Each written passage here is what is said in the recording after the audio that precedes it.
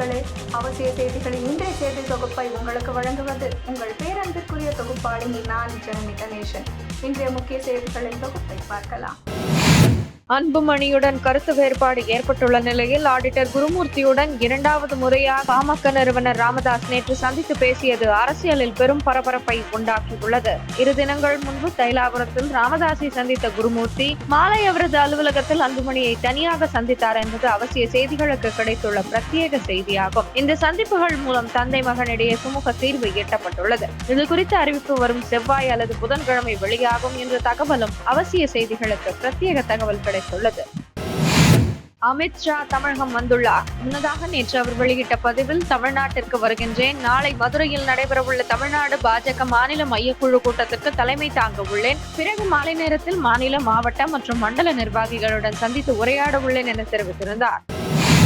பஹல்காம் பயங்கரவாத தாக்குதலை கடுமையாக கண்டித்ததுடன் எல்லை தாண்டிய பயங்கரவாதத்திற்கு எதிரான இந்தியாவின் போராட்டத்திற்கு பிரிட்டன் வெளியுறவு அமைச்சர் டேவிட் லாமி ஆதரவு தெரிவித்தார். அதேபோல பயங்கரவாதத்தை ஒழிக்க இந்தியாவுக்கு துணை நிற்போம் என இந்திய எம்பிக்கள் குழுவிடம் அமெரிக்காவும் உறுதியளித்துள்ளது.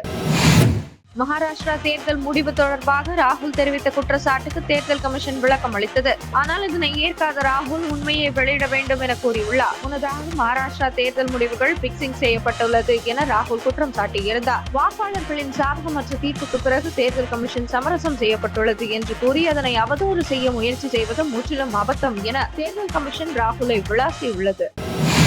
பிரதமர் மோடி தலைமையிலான அரசின் தீவிர முயற்சி காரணமாக இந்தியாவில் கடந்த 2011 முதல் 12இல் 27.1% இருந்த தீவிர வறுமை விகிதம் 2022 முதல் 23ஆம் ஆண்டில் 5.3% குறைந்துள்ளது என உலக வங்கி தெரிவித்துள்ளது. அதன் அறிக்கையின்படி 2011 முதல் 12இல் 34.47 கோடி மக்கள் தீவிர வறுமையில் இருந்தனர். இந்த எண்ணிக்கை 2022 முதல் 23 நிதியாண்டில் 7.5 கோடியாக குறைந்தது. இதன் மூலம் கடந்த 11 ஆண்டில் மட்டும் 26.9 கோடி பேர் தீவிர வறுமையில் இருந்து அகற்றப்பட்டுள்ளனர்.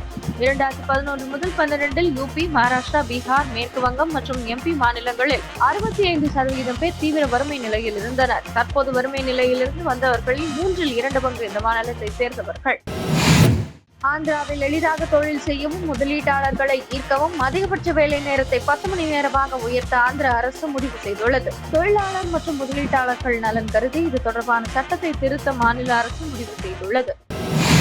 சத்தீஸ்கரில் பாதுகாப்பு படையினர் நடத்திய துப்பாக்கி சூட்டில் நக்சலைட்டுகள் 2 பேர் சுட்டுக் கொல்லப்பட்டனர். கடந்த 3 நாட்களில் நக்சல் அமைப்பு தலைவன் உட்பட 4 பேர் சுட்டுக் கொல்லப்பட்டுள்ளனர். காசாவில் இஸ்ரேல் படையினர் நடத்திய தாக்குதலில் 56 பேர் கொல்லப்பட்டுள்ளனர். இஸ்ரேல் தொடர்ந்து தாக்குதல் நடத்தி வருவதால் பதட்டமான சூழல் நிலவுகிறது. உக்ரைனில் ட்ரோன் மற்றும் ஏவுகணைகள் மூலம் ரஷ்யா நடத்திய தாக்குதலால் கார்கிவ் நகரில் 3 பேர் கொல்லப்பட்டனர். மேலும் 21 பேர் படுகாயமடைந்துள்ளனர்.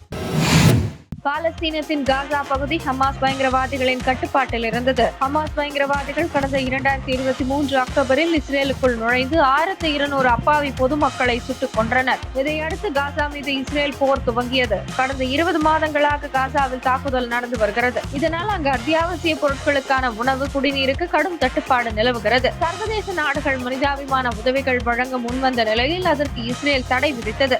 கடந்த 2 வாரங்களாக மட்டுமே அந்த தடை நீக்கப்பட்டுள்ளது. லட்சக்கணக்கான மக்கள் பட்டினியால் பாதிக்கப்பட்டுள்ளனர். இந்நிலையில் காசாவை சேர்ந்த முகமது ஜாவத் தன் குழந்தைக்கு பிடித்தமான பார்லேஜி பிஸ்கெட்டை வாங்கி தந்த வீடியோவை சமூக வலைதளத்தில் வெளியிட்டார். அதன் விலை தற்போது 2400 ரூபாயாக உயர்ந்துள்ளதாகவும், இருப்பினும் குழந்தையின் ஆசைக்காக வாங்கி தந்ததாக அதில் கூறியுள்ளார். 5 ரூபாய் பிஸ்கெட் 2400 ரூபாய்க்கு விற்பனையாவதை பார்த்து பலர் தங்கள் ஆச்சரியத்தையும் கவலையையும் வெளிப்படுத்தினர்.